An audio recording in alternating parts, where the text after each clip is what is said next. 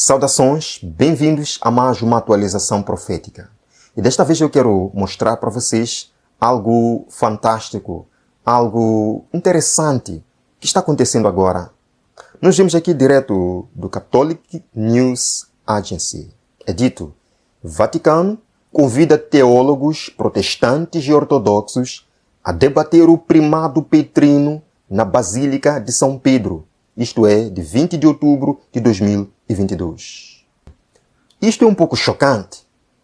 E se isto não deixa um pouco chocado, é porque talvez você não entende, não sabe o que é o primado petrino, que o Vaticano agora está convidando alguns líderes protestantes ortodoxos para debater sobre o assunto. O que é isto? Vemos aqui: primazia de Pedro. A primazia de Pedro, também conhecida como primazia petrina, é a posição de preeminência atribuída a São Pedro entre os 12 apóstolos. Agora veja aqui. O Dicionário Evangélico de Teologia ilustra o papel principal que Pedro desempenhou entre os apóstolos, falando sobre assuntos que interessam a todos, sendo chamado por Jesus por um nome que o ligava à rocha sobre a qual Jesus edificaria sua igreja, sendo encarregado de pastorear a igreja, rebanho de Cristo, e tendo o papel de liderança na igreja inicial, conforme descrito nos Atos dos Apóstolos. Agora veja aqui: visão católica sobre o relacionamento com a igreja hoje. É dito: no catolicismo, argumenta-se que o primado de Pedro é uma base para o primado do bispo de Roma sobre outros bispos em toda a igreja. Esta extensão da primazia petrina aos papas é conhecida como a primazia do bispo de Roma, também conhecida como a primazia do pontífice romano. Essa doutrina da Igreja Católica sustenta que o papado tem a autoridade delegada de Jesus para governar toda a igreja. Os protestantes não acreditam que o Papa detenha qualquer autoridade sobre a Igreja Universal. Os protestantes não acreditam nisto. E por isso agora o Vaticano convida um líder protestante, um líder ortodoxo, junto com um líder católico, para debaterem a questão. Será que os católicos querem provar aos protestantes ortodoxos que o Papa de Roma deve ter autoridade sobre a igreja cristã? Meus queridos irmãos, bem, a Bíblia nos diz isto, que nos últimos dias, quem vai dominar o mundo? Não é o islamismo, não é o budismo, não é o judaísmo, é o cristianismo, na forma da besta que subiu do mar, Babilônia, a grande. Sim, Apocalipse capítulo 17, 13 e 14 diz, leremos mais à frente, mas diz que todos darão autoridade à besta. Queridos, vemos aqui: o Vaticano sediará uma discussão dentro da Basílica de São Pedro no próximo mês entre um católico, um protestante e um teólogo ortodoxo sobre a primazia de Pedro. Para que este debate agora? Para que este debate? Volto a dizer, será que os católicos querem provar para estes protestantes que não concordam com a primazia, com a supremacia papal, de que de fato Jesus deu autoridade para Pedro e os papas, como sucessores de Pedro, têm poder e autoridade sobre toda a cristandade? Será que eles querem provar isto? Mas como é que os protestantes vão aceitar isto? Bem, se fossem protestantes do tempo de Martinho Lutero e de alguns tempos passados, este debate não aconteceria ou seria um debate bem aceso. Mas olhando para o protestantismo de hoje, é possível que eles de fato voltem convencidos de que o bispo de Roma, sim, tem autoridade sobre a cristandade. Bem, vamos continuar. O cardeal Gianfranco Ravasi, presidente emérito do Pontifício Conselho para a Cultura, anunciou em 20 de outubro que o diálogo sobre o primado petrino acontecerá na Basílica em 22 de novembro com o tema sobre esta pedra, construirei minha igreja. A discussão teológica faz parte de uma nova série de palestras sobre o apóstolo Pedro na história, arte e cultura, que acontecerá na Basílica a partir de 25 de outubro até março de 2023. Agora veja aqui, a Igreja Católica sustenta que Jesus deu a São Pedro um lugar especial ou primazia entre os apóstolos, citando o Evangelho de Mateus capítulo 16. Agora veja aqui. A primazia do bispo de Roma, como sucessor de Pedro, é uma das principais questões de desacordo que manteve os cristãos ortodoxos separados da Igreja Católica. E agora querem debater esta questão. Será que querem convencer esses cristãos ortodoxos para que possam voltar a se unir com o papado? Será que querem convencer esses protestantes para que possam voltar a se unir com o papado, reconhecendo o bispo de Roma como cabeça da cristandade? No ano passado, o Papa Francisco disse aos teólogos ortodoxos que é sua convicção de que em uma igreja sinodal, mais luz pode ser lançada sobre o exercício do primado petrino.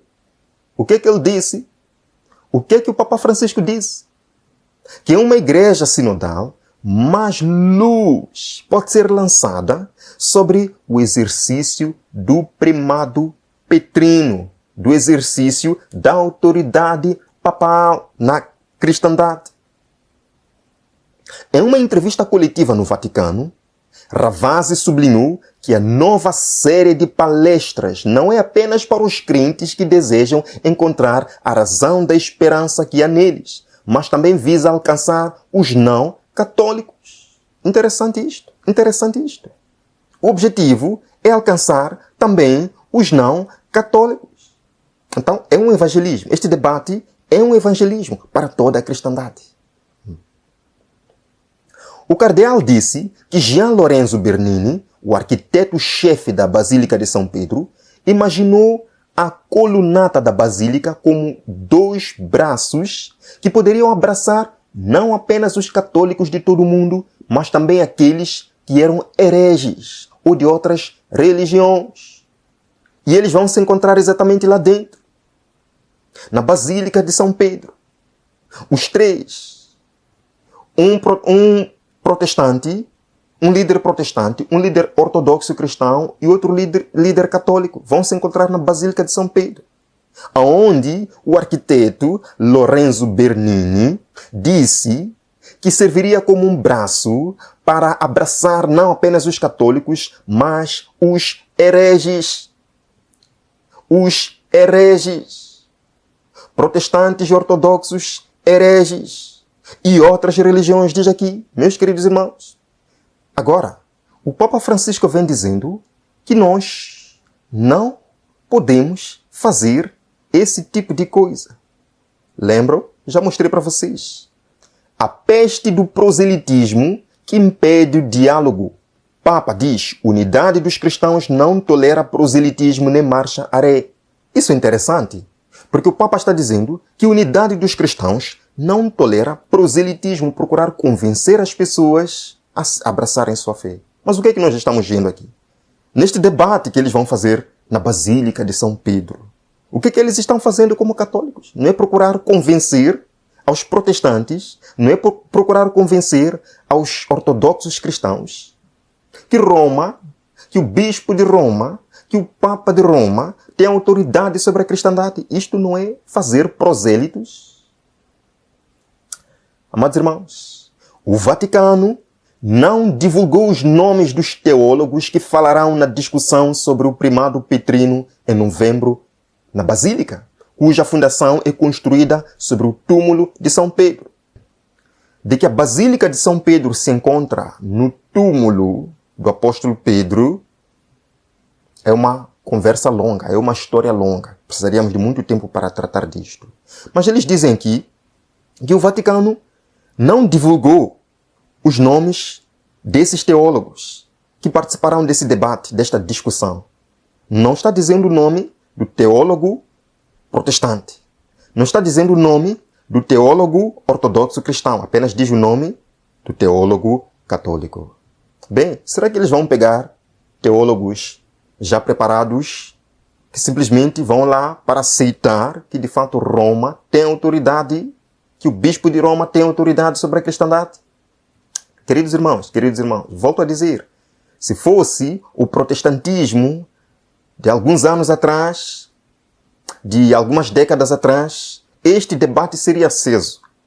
Mas, olhando para o protestantismo de hoje, tenho a certeza que este protestante e este ortodoxo vão sair de lá convencidos de que o bispo de Roma tem autoridade sobre a cristandade. E vão ensinar isso às suas congregações.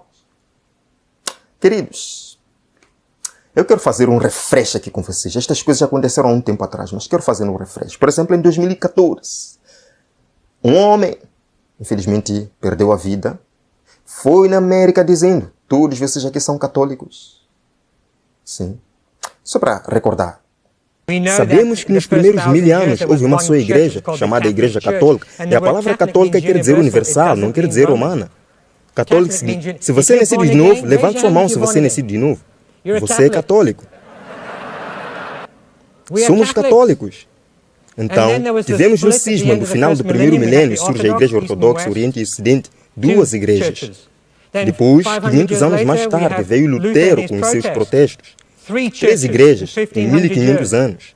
Agora, por que é histórico? Porque em 1999, a Igreja Católica Romana e a Igreja Protestante Luterana assinaram um tratado que deu fim aos protestos. Portanto, os protestos acabaram há 15 anos. E eu sei que sou um pouquinho atrevido aqui, porque eu desafio meus amigos pastores protestantes. Se não há mais protesto, como pode existir uma igreja protestante? Talvez agora todos sejamos católicos de novo. Nesta mesma ocasião, ele soltou o vídeo do Papa Francisco, onde o Papa se apresenta como José. E os seus irmãos protestantes que o abandonaram estão sentindo fome, estão vindo para o Egito para buscarem comida, certo? Não é o que estamos vendo agora? É como acontece nos nossos subúrbios. Há famílias que se amam e famílias que não se amam. Famílias que se unem e famílias que se separam. E nós somos um pouco, me perdoe usar esta expressão, separados. Eu estou ansioso para que esta separação termine e nos dê comunhão. Estou ansioso por receber aquele abraço do qual fala a Escritura Sagrada, quando os irmãos de José, famintos, foram ao Egito,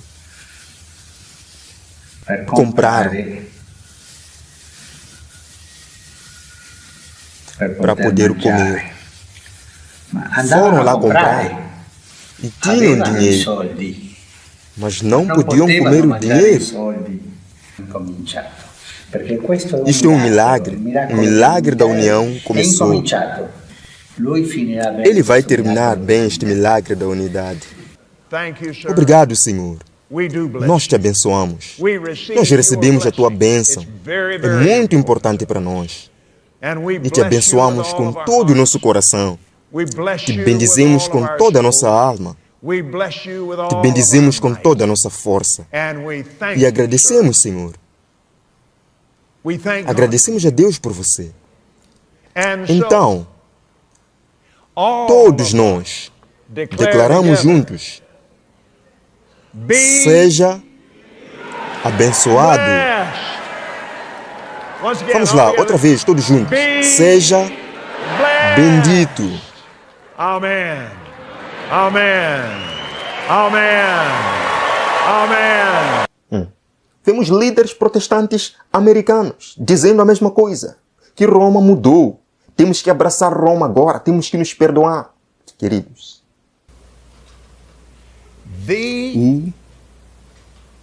O mais importante evento que tem a ver com o derramamento desta coisa poderosa que tem sido lançado no reino de Deus na terra. A coisa mais importante que tem acontecido no corpo de Cristo. Aconteceu alguns anos atrás.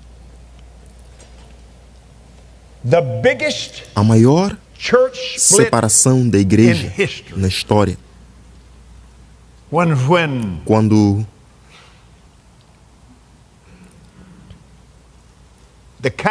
a Igreja Católica se separou, o início da Igreja Protestante. Agora, pare realmente para pensar nisso. Entre as pessoas do amor, nós somos chamados de protestantes. Nós estamos protestando por 500 anos, baby. Sim, foi há 500 anos atrás. 31 de outubro de 1999. Representantes das igrejas católica e luterana se uniram em Augsburg, Alemanha, e assinaram uma declaração conjunta sobre o tema da justificação. E então, 500 anos de brigas, desentendimentos e às vezes de guerras começou a abrir um caminho para a reconciliação e reconhecimento dos dons do Espírito como colocado no corpo de Cristo. Está terminado. Mas nós queremos nos apegar.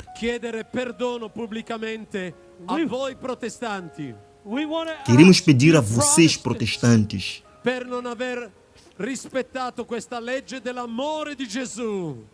queremos pedir perdão a vocês por não ter respeitado a lei de amor de Jesus.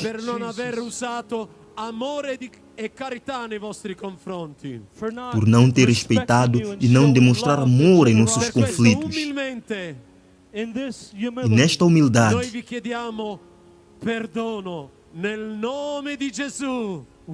nós vos pedimos perdão em nome de Jesus.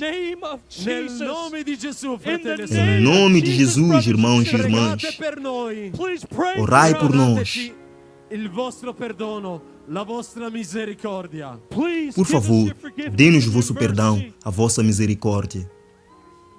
E ora voglio compiere un gesto perché i gesti sono più importanti delle parole. E hoje eu quero simbolicamente fazer um gesto.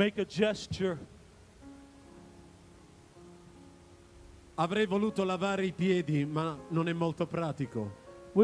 Nós queríamos lavar os teus pés, Lou, mas achamos que isso não é prático aqui. Ma simbolicamente io voglio baciare i piedi di Lou e come per quello che noi possiamo rappresentare la Chiesa Cattolica, noi cattolici vogliamo compiere questo gesto di umiltà. Nós queremos, Lou, como católicos, beijar teus pés e também honrar-te com este gesto.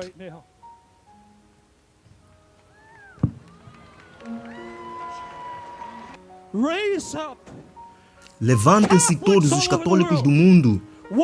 1 bilhão de almas católicas para vir ao reino de Deus. A hora está chegando. As correntes estão quebradas. A perda do Senhor sobre cada católico no mundo, e eles viriam o batismo do Espírito Santo. Meu revivamento brotará na Igreja Católica como nunca antes. Estamos apenas num momento sagrado aqui. Eu quero fazer o mesmo por você. Venham aqui, meus irmãos e irmãs. Eu quero que vocês venham aqui. Venham, anciãos, apenas venham. Eu quero me ajuntar a isso. Isso é sagrado.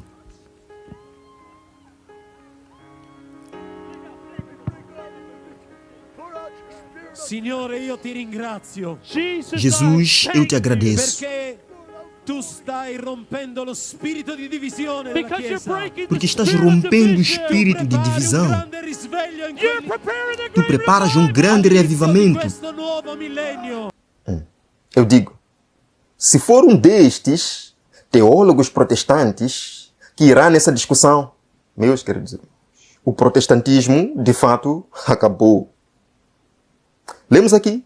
As igrejas protestantes estão em grandes trevas. Do contrário, discerniriam os sinais dos tempos. São de grande alcance os planos e os modos de operar da Igreja de Roma. Emprega todo o expediente para estender a influência e aumentar o poderio, preparando-se para um conflito feroz e decidido a fim de readquirir o domínio do mundo, restabelecer a perseguição e desfazer tudo o que o protestantismo fez. Qual é o plano de Roma? Desfazer tudo o que o protestantismo fez.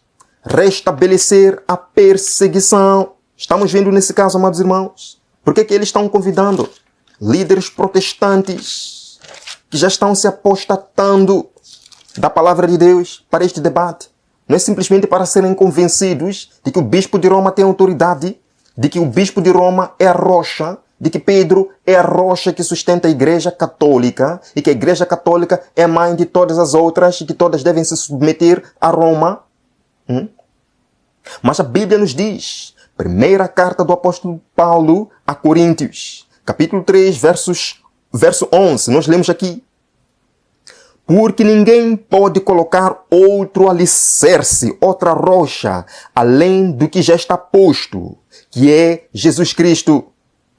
Pedro, não é ele quem sustenta a igreja, não. Porque Pedro está morto, descansando. Quem é a rocha? Quem é a pedra que sustenta a igreja cristã? É Cristo. Capítulo 10, verso 4. Bem rápido aqui. Verso 4 diz: e beberam da mesma bebida espiritual, pois bebiam da rocha espiritual que os acompanhava. E essa rocha era Cristo. Primeira carta do apóstolo Paulo a Coríntios, capítulo 10, verso 4. A rocha é Cristo. E essa rocha virá para derrubar os pés da estátua. Sim. Apocalipse, capítulo 17, nos diz que todos eles entregarão seu poder e autoridade à besta. E a besta combaterá contra o cordeiro, mas o cordeiro os vencerá. Vencerão também aqueles que estão com ele, os chamados, eleitos e fiéis. Portanto, a rocha é Jesus. Não deveria haver nenhum debate.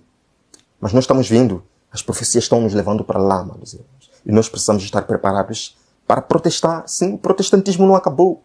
Para defender a palavra de Deus neste tempo. O vejo no próximo vídeo aqui no nosso canal. Até lá.